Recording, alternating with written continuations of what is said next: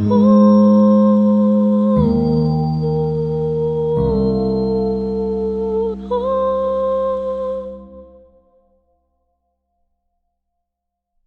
Sneha Nagarkar's session.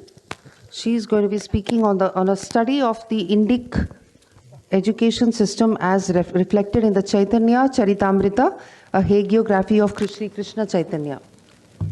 So Sneha Nagarkar is currently a visiting faculty at the Department of Archaeology, Center for Extramural Studies, University of Mumbai. She is the recipient of the Tagore National Scholarship for 2019-2020, and she is pursuing this research through the Asiatic Society of Mumbai. Sneha ji is a PhD research scholar at the MM Dr. P.V. Kane Institute, where she is carrying out her doctoral research under Professor Dr. Suraj A. Pandit. Her areas of specialization are Vaishnavism, archaeology of religion, archaeology and texts, ancient Indian art and iconography, as well as ancient Indian economy. She has authored a book titled Ancient Indian Economy, The Role of Varta, which has been published by Indica today. She has 30 publications, and she is working on so many things. But yeah, let's let her tell us more about what she's doing. Over to you.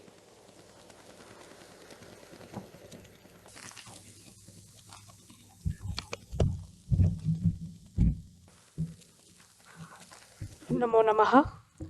The title of my research paper is A Study of the Indic Education System as Reflected in the Caitanya Caritāmṛta, a hagiography of Sri Kṛṣṇa Caitanya.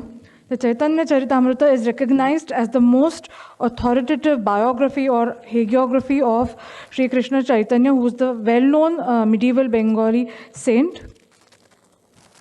As far as the literature review is concerned, both Caitanya and the Caitanya Caritāmṛta have been studied, analyzed, and deliberated upon by a number of scholars. The list can be seen here. So right from Sir Jadunath Sarkar to Dr. Janardhan Ghosh, who has presented at our Indica conferences also, and Professor Ravi M. Gupta, there are generations of scholars who have dedicated themselves for the study of Caitanya and the Caitanya Caritāmṛta.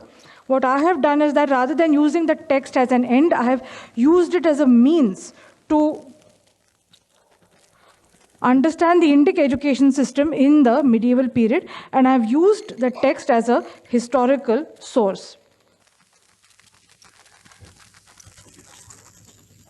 So these are the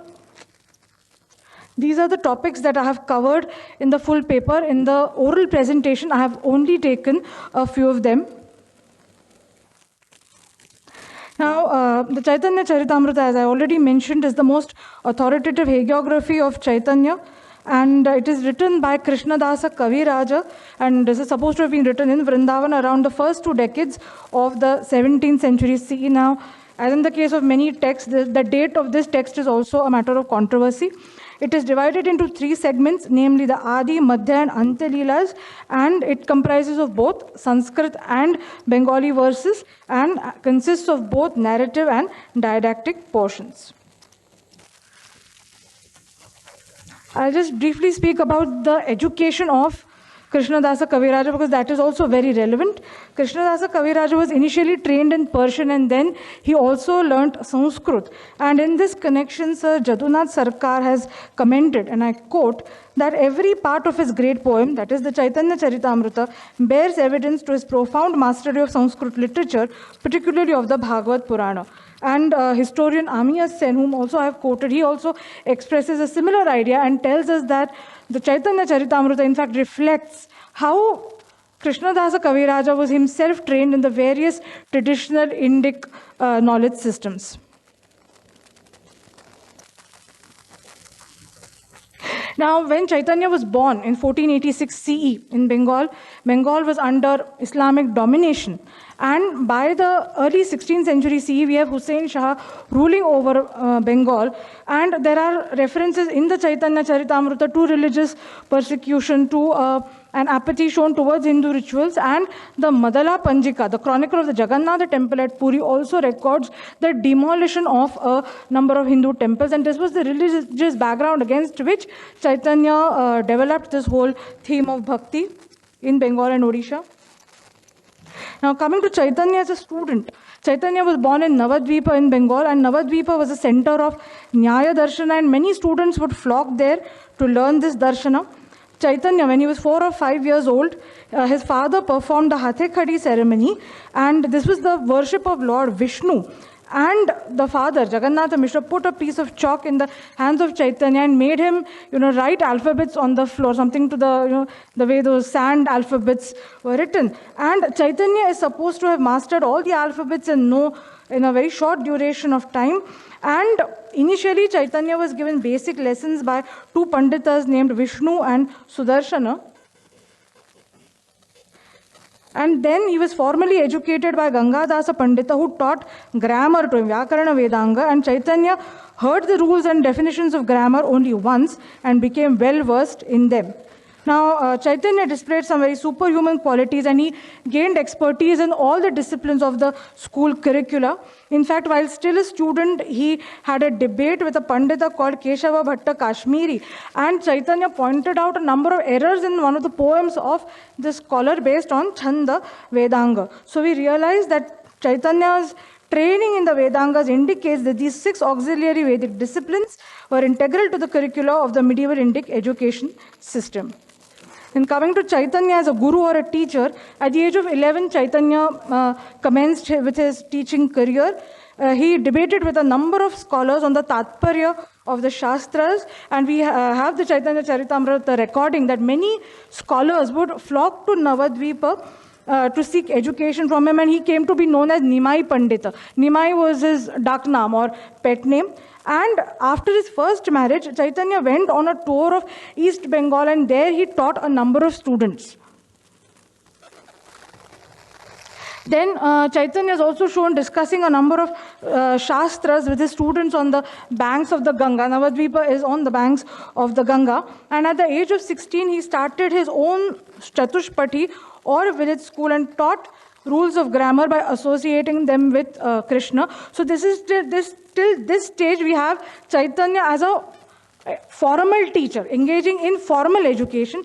Then Caitanya was initiated into sannyasa, and after that he took a pilgrimage of southern India, and there he is supposed to have taught a Brahmana in the Sri Ranganatha temple at Sri Rangam. Then he gave discourses to 2 of his most eminent students, Rupa Goswami and Sanatana Goswami, who have contributed immensely to the regeneration of Vrindavana in the 16th century CE. And both of them were brothers, and they were initially employed in the court of Hussain Shah, and finally they surrendered at the feet of Caitanya. And in the discourse given to Rupa Goswami, Caitanya has discussed Bhakti Shastra. Now, Bhakti as a Shastra had already been systematized in the Bhagavata Purana or in the Narada Bhakti Sutras, the Shandilya Bhakti Sutras. But what Caitanya does in this discourse is that he builds on this, and in fact he uses the term Bhakti Rasamrita Sindhu. And in fact, Caitanya tells Rupa Goswami that Bhakti is something which has no limits, and I am just trying to give you the essence of it. And it was Rupa Goswami who developed this particular teaching into 2 of his seminal treatises, the Bhakti Rasamrita Sindhu and the Ujjvala Neelamani, which talk about Bhakti as a rasa and Bhakti as a Shastra. Then we understand, and these discourses to Rupa and Sanatana were given at Varanasi and Prayag, and Varanasi and Prayag, even in the medieval period, were very well-known centers of learning. Then Caitanya, during his southern pilgrimage, is also supposed to have visited the Sringeri Matha, and that is described as the abode of the Shankaracharya. And towards the end of his life, Caitanya composed the Shikshashtakam, and that is supposed to be the only piece of writing attributed to him, and it actually spells out the basic code of conduct for the Gaudiya Vaishnavas and the spiritual foundation of the Sampradaya. And the name Shikshashtakam itself indicates teaching and brings out Caitanya's role as a teacher as well as a bhakta.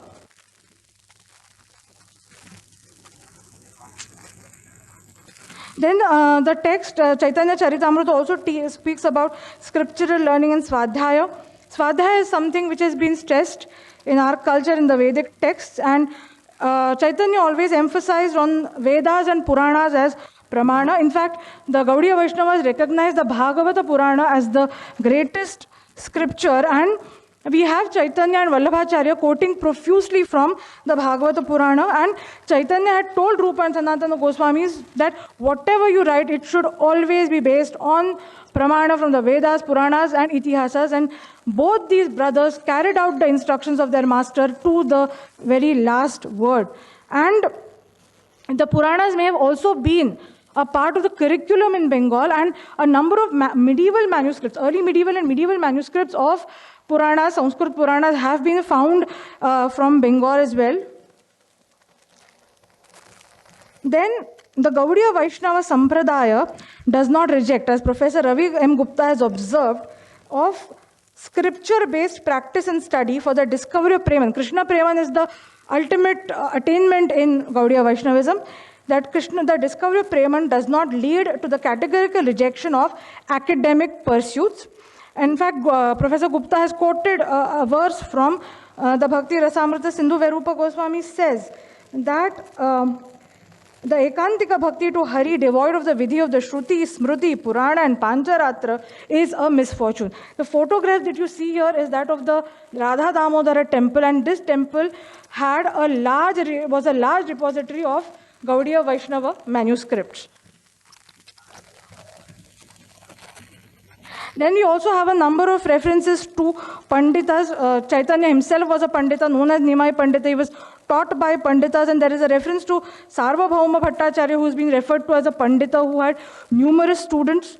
And Sarvabhauma Bhattacharya had settled in Puri on the request of the ruler, Pratapa Rudradeva, and this shows that even in the medieval period, the kings who were following Sanatana Dharma were patronizing Vedic education.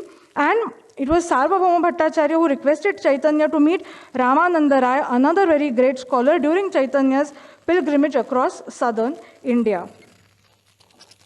So we understand that Bengal and Odisha, like other parts of India, had a number of Panditas, with many of them being closely associated with Caitanya.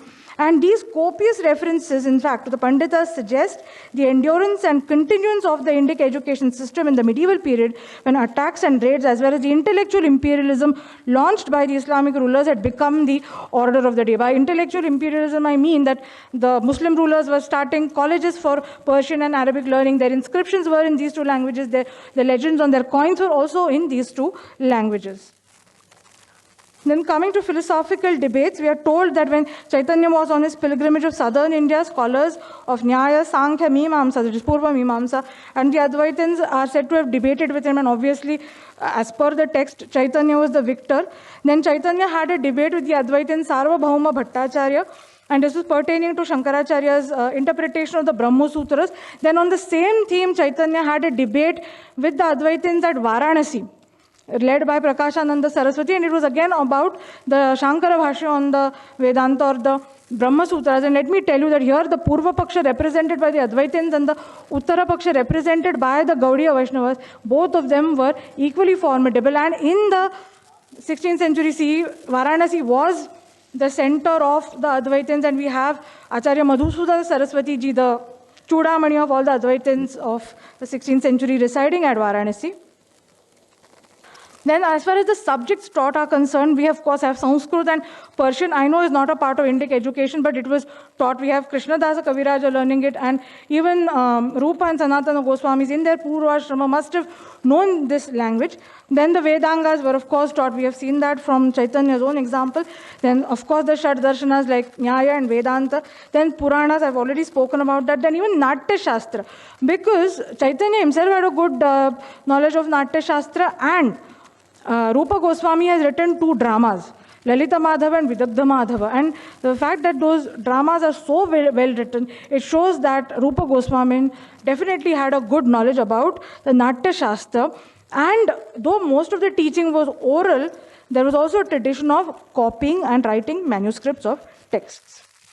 Then coming to the pedagogy, the teachings enunciated by Caitanya were, in the form of the Upanishadic pattern, in the form of a sequence of questions which his disciples posed to them, posed to him, and he answered. And this method is titled as catechetical. It has a Christian connotation, but Radha Kumud Mukherjee has used this term, and pardon me if I've used this term. And this was the method which was used in all ancient and early medieval Indic texts. Now the teaching was almost entirely oral, but instances of copying manuscripts of the scriptures and other devotional literature was widely prevalent.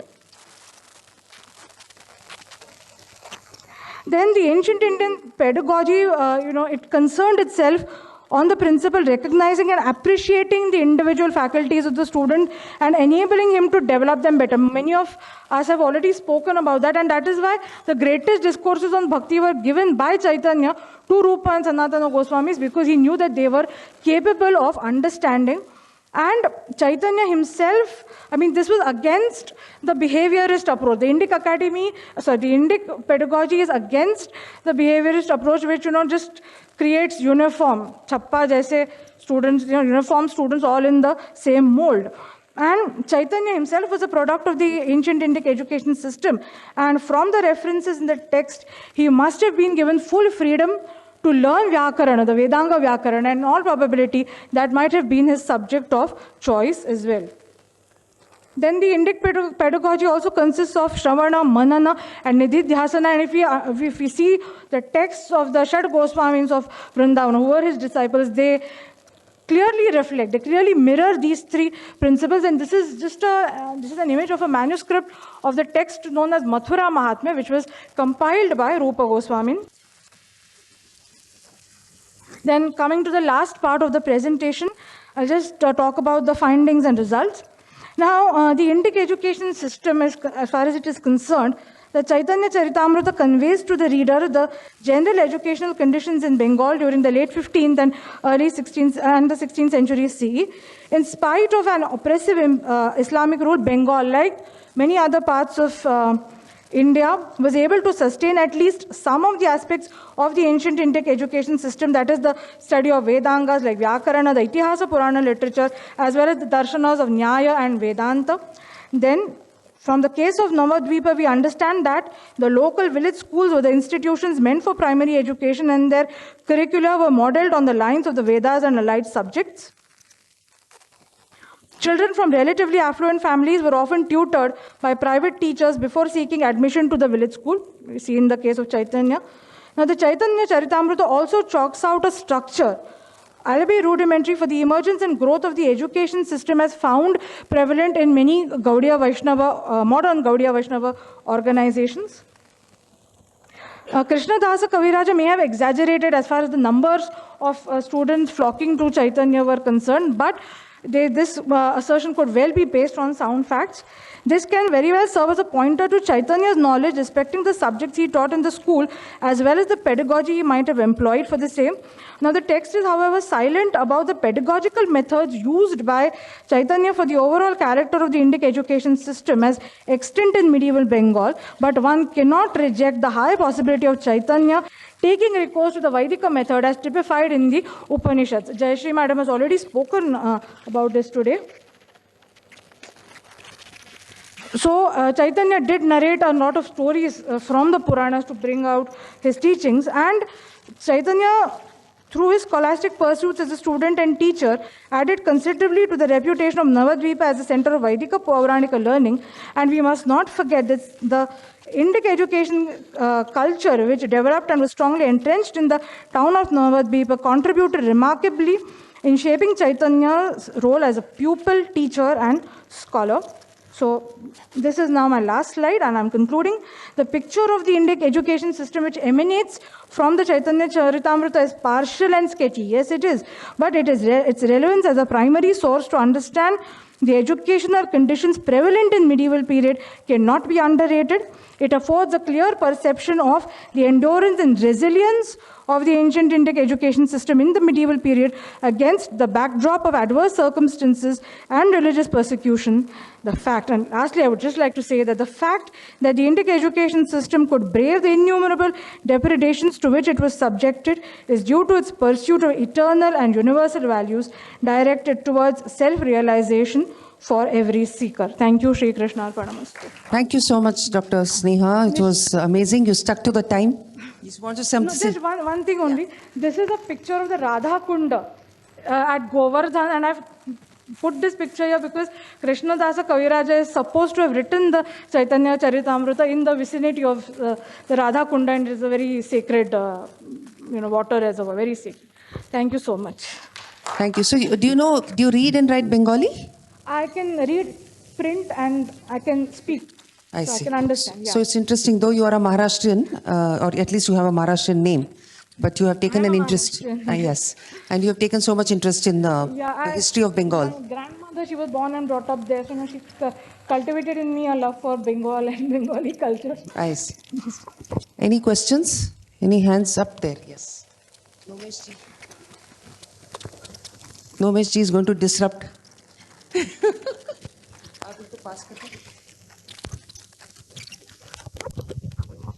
I'm a sometimes disruptor, not a constant disruptor.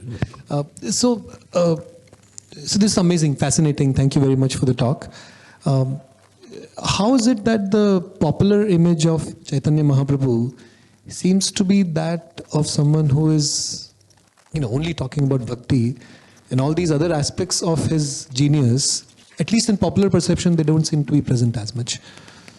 So the thing is that if you take this Caitanya Caritāmṛta, I will not comment about the other biographies because I have not gone through them. Even this text basically projects Caitanya as a devotee, as a person who preaches intense bhakti. And when we are reading the text, every time, after especially Caitanya was initiated into sannyasa, he would get into those moods of intense love.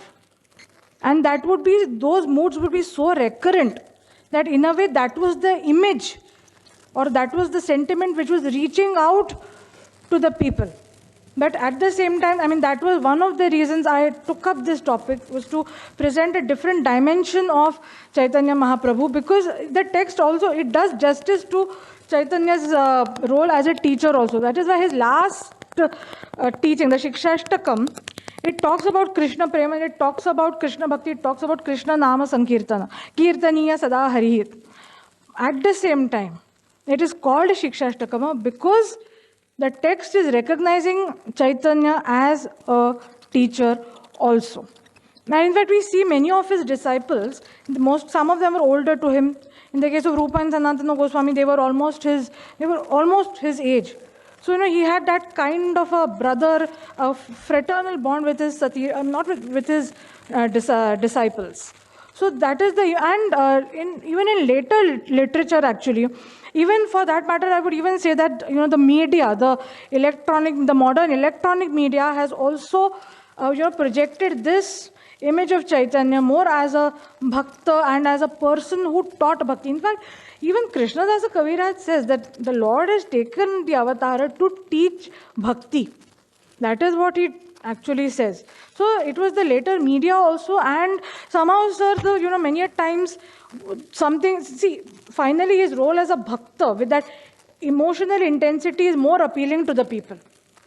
And the movement which Caitanya introduced in Bengal and Odisha, the whole, the ethos of this Krishna Bhakti, it was already there. I'm not saying that Caitanya was the pioneer in this, but he took the whole land, the Bengal and Odisha.